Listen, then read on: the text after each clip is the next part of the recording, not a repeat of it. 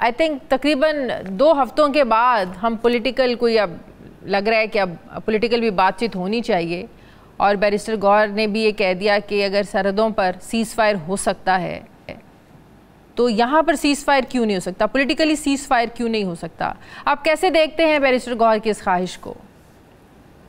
I think बड़ी मुनासिब बात है। ये जो हालिया हमारी भारत के साथ कशीदगी हुई, इसमें बहुत सारी मिथ्स टूटी हैं। एक तो भारत का गरूर टूटा, उनका जंगी जुनून जो था वो खाक में मिला। उसके साथ साथ यहाँ पे जिस किस्म की बातें होती थी, यहाँ पे कहा जाता था कि कोई टीम बैठ के सोशल मीडिया को कंट्रोल कर रही है और उनका भारत के साथ गठ जोड़ है। ये सारी मिथ्स गलत साबित हुई। ये एक दफा फिर साबित हो गया कि सोशल मीडिया जो है वो अवाम के जज्बात की अक्कासी करता है। और आपने देखा कि अवाम अपनी अफवाज के साथ खड़ी थी। भारत के मुकाबले में यहाँ पे जो भी बात हो रही थी उसका कोई भी उसका बयानिया यहाँ पे नहीं बना सका। अगर वो जो हुकूमती मौकिफ था कि तहरीक इंसाफ के सोशल मीडिया का भारत के साथ गठ जोड़ है, वो तो खाक में मिल गया। वो तो आप उसका कोई रेलेवेंस नहीं रही है। ना आप पैसे के जरिए, ना आप कोई टीम बना के सोशल मीडिया को कंट्रोल कर सकते हैं। सोशल मीडिया पे अवाम के जज्बात की तर्जुमानी होती है, आप किसी को अच्छी लगे। वैसे एक और बात है, पॉजिटिव बड़ा नजर आया, सोशल मीडिया ने भी बड़ा बिहेव किया, बड़ा जबरदस्त एक एटीट्यूड में हमें एक बड़ा पॉजिटिविटी नजर आई है हमारे मुल्क में सोशल मीडिया पर। हम खुद लोग, आप भी, हम भी बड़ा तनकीद करते हैं कि सोशल मीडिया का बिहेवियर अच्छा नहीं है, कंट्रोल करने की ज़रूरत है। तो ये चेंजिंग हमने देखी, ये पिछले 2 हफ्तों में, स्पेशली पिछले 4-5 दिन में तो हमने बहुत पॉजिटिव चेंज देखा सोशल मीडिया पे। तो ये बरकरार क्यों नहीं रह सकती ये पॉजिटिविटी हमारे सोशल मीडिया में?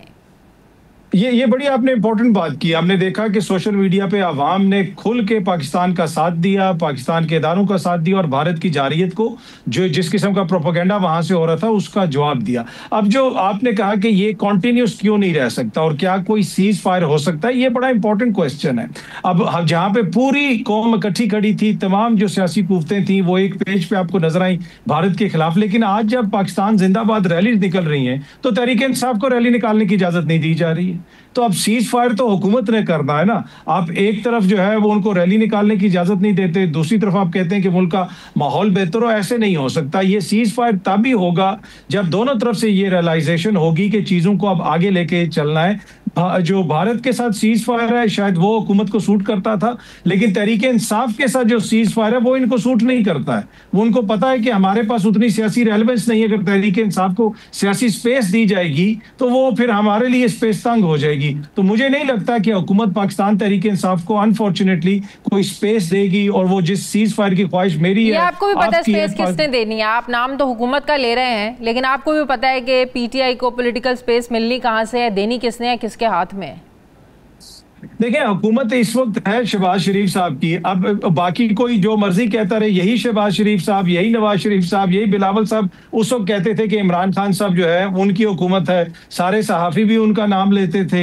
लेकिन अब भी मजे ये करें, प्रोटोकॉल ये एंजॉय करें, दुनिया ये घूमे और हम, वो इनकी ख्वाहिश है कि हम इल्जाम किसी और पे लगाएं। भाई वो तो इल्जाम तो लगता है, वो तो लगता रहेगा, लेकिन हुकूमत आपकी, अगर इनके हाथ में कुछ नहीं है तो ये पीछे हट जाए। यही तो वजीर आके कहते थे कि तहरीक इंसाफ का भारत के साथ गठजोड़ है। रऊफ हसन का आपने टेलीफोन पकड़ लिया, भारतीय मीडिया से उसके ताल्लुकात थे, वो किधर गया सारा बयानिया?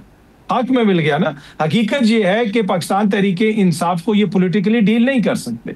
फिर ये इंतजामी एतबार से डील करने की कोशिश करते हैं और फिर ये जाके किसी और तरफ से कोशिश करते हैं कि पाकिस्तान तहरीके इंसाफ की लड़ाई उनसे होती रहे। भाई मसला ये है कि जो सियासी कुव्वतें हैं उन्होंने आपस में अपनी लड़ाइयां लड़नी है। बाकी जो पाकिस्तान के इदारे हैं उन्होंने जिस महाज पे लड़ना है वो बड़े बेहतरीन तरीके से लड़ सकते हैं। और पूरी कौम को उन्होंने दिखाया, पूरी कौम को उन्होंने दिखाया कि कैसे लड़ा जाता है। और अपने से बड़े दुश्मन भारत के साथ जो उन्होंने किया है, मेरे ख्याल में ये तारीख याद रखेगी। बिल्कुल। अच्छा, एक और पीटीआई की वैसे गलतफहमी थी, मेरे ख्याल में अब वो दूर हो चुकी होगी। इस पूरी टेंशन में जो पाकिस्तान और भारत के दरमियान जो कशीदगी चल रही थी, इसमें बड़ा जोम था पीटीआई को कि कौम तो तभी इकट्ठी होगी जब इमरान खान बाहर आएगा। कौम में इत्तफाक, अगर कौम को इकट्ठा करना है, मुत्तहिद करना है, तो इमरान खान को तो आपको बाहर लाना पड़ेगा। तो हमने देखा कि कौम तो पाक फौज के साथ थी, कौम तो इकट्ठी थी, यकजहती थी, कौम में इत्तफाक था, मुत्तहिद थी। तो एक बड़ी गलत फहमी थी तहरीक इंसाफ की कि इमरान खान आएगा तो कौम साथ चलेगी, अदरवाइज कौम साथ नहीं देगी। देखिए दो चीजें, एक सियासी चीज है कि क्या सियासी एतबार से कौम एक पेज पे है।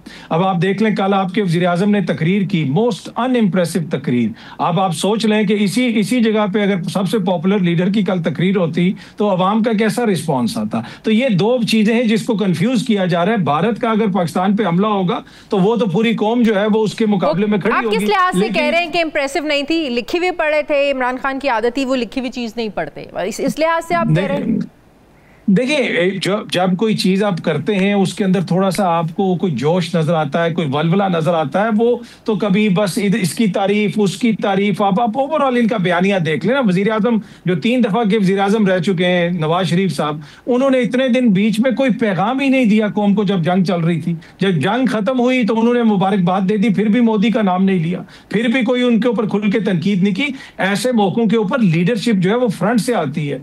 आज अगर पाकिस्तान के किसी वजीर आजम की मोदी के खिलाफ सबसे ज्यादा तकारीर इस पूरे डिस्प्यूट के दौरान चलती रही, इस पूरे जंग के दौरान चलते रहे, तो वो इमरान खान साहब के पुराने बयान थे। इन्होंने तो कभी कोई बात ही नहीं की। तो ये एक बहुत बड़ा फर्क है। बिलावल भुट्टो ने भी मोदी का नाम ले लेकर तनकीद की। वो तो दीगर वुज़रा ने भी लिया, लेकिन बिलावल साहब तो इस वक्त किसी ना वो हमारे वजीर खारजा हैं, ना वो हमारे वजीर आजम हैं, वो तो किसी उस ओहदे पे नहीं बैठे हुए ना। मैं शख्सी बात कर रहा हूँ कि जो हमारे कोई वजीर आजम हो या जिन लोग जो मैटर करते थे, जिस तरह नवाज शरीफ साहब हैं जो 3 दफा के वजीर आजम हैं, उन्होंने जंग खत्म होने पर ट्वीट की। वो कोई जंग के दौरान ही एक आधी ट्वीट कर देते कौम का हौसला बढ़ाने के लिए। तो मसला ये है ना कि इमरान खान साहब ने तो जेल से भी मोदी का नाम लेके एक ट्वीट करवा दी। तो पाकिस्तानी फौज ने तो बड़ी जुर्रत बहादुरी से लड़ा, वो हमें एतबार था, वो हमें यकीन था अपनी फौज पे कि इनका काम है, इनको पता है कि हमने दुश्मन को कैसे जवाब देना है। पीछे एक सिफारतकारी की भी तो गेम होती है ना, आपको नहीं लगता? सिफारतकारी तो ज़ाहिर इस हुकूमत ने की, सिफारतकारी में भी हमने भारत को मात दी है। तर आप अग्री करते हैं इस बात से?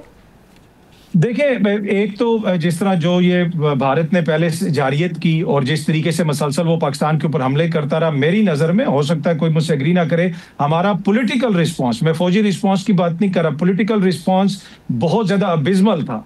वो मसलसल हमारे मुल्क में ड्रोन भेजते रहे, पहले उन्होंने 24 मिसाइल मार दी, हमने कोई रिस्पॉन्स नहीं दिया। जब वो नूर खान बेस तक पहुंच गए तो फिर जो है आगे से हमने जवाब दिया। ये पॉलिटिकल क़यादत का फैसला होना चाहिए था कि रिस्पॉन्स फौरन दे देते तो चीज़ें इस नहज पे ना पहुंचती। जहां तक सफारतकारी का ताल्लुक है, हमने सीज फायर तो कर लिया। जो इन भारत को मार पड़ी वो भाग के अमेरिका के पास गया, उसने सीज फायर करवा लिया, लेकिन क्या पाकिस्तान का पानी उसने खोलने की बात की है? क्या उसने सिंतास मुआहिदे को मान लिया है? क्या उसने कहा है कि जाहिर बात होगी, इसके बगैर तो पाकिस्तान भी जाहिर आगे नहीं बढ़ेगा ना। ये तो सब बातें अब होंगी ना, लेकिन आप सिफारतकारी इस लिहाज से देखें कि इस दफ़ा भारत अपना बयानिया बेच नहीं पाया, पाकिस्तान पर दहशतगर्दी का इल्ज़ाम लगाना, दुनिया सबूत मांगने पर मजबूर होगी। आप इंटरनेशनल मीडिया उठाकर देख लें, उन्होंने कह दिया कि आप सबूत दें, आप फॉक्स न्यूज़ देख लें, आप ब्लूमबर्ग देख लें, न्यूयॉर्क टाइम्स देख लें, BBC देख लें, पूरी दुनिया भारत से सबूत मांगने पर तैयार होगी। तो ये पाकिस्तान की सिफारतकारी थी।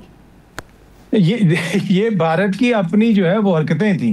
मोदी हुकूमत की जो हरकतें हैं, जिस तरीके से वो करते रहे, चाहे वो कनाडा के अंदर हों या दीगर इलाकों में, जो उनके सारे जिसे आप करतूत कह सकते हैं, सॉरी सख्त लफ्ज है, लेकिन इसकी वजह से अब भारत के ऊपर कोई एतबार करने के लिए तैयार नहीं था। ऑल्दो कि भारत अभी भी आलमी दुनिया की एक तरह से जरूरत है, चाइना के मुकाबले में कुछ ताकतें उसको खड़ा करना चाहती हैं। पाकिस्तान की जो सफारतकारी थी और पाकिस्तान ने जो किया वो उसमें यकीनन उन्होंने इंपॉर्टेंट किरदार अदा किया, लेकिन कुछ चीजें बेहतर तरीके से की जा सकती थी। हमारे आप वजीर दिफा की बॉडी लैंग्वेज देख लें, वो जब टीवी इंटरव्यू दे रहे होते थे, कभी वो सर खुजा रहे हैं, कभी वो ऐसे बैठे हुए, कभी वो ये कह रहे हैं कि हम 30 साल से यहाँ पे दहशतगर्दों को पाल रहे थे। बिलावल ने भी जाके उसकी तस्दीक कर दी। तो बहुत सारी चीजें जिनको बेहतर तरीके से किया जा सकता था। अगर सफारतकारी इतनी थी तो हमारे तो वजीर खारजा का नाम भी नहीं लिया मार्को रूबियो ने अपनी ट्वीट के अंदर। जिस क़यादत से उन्होंने बात की उसमें उन्होंने शहबाज शरीफ साहब का नाम लिया और उसके अलावा NSA का नाम लिया और आर्मी चीफ का नाम लिया। उन्होंने तो नायब वजीर आजम और वजीर खारजा का नाम भी नहीं लिया। भारत की तरफ से जयशंकर का उन्होंने नाम लिया, उनके NSA का नाम लिया, उनके वजीर आजम का नाम लिया।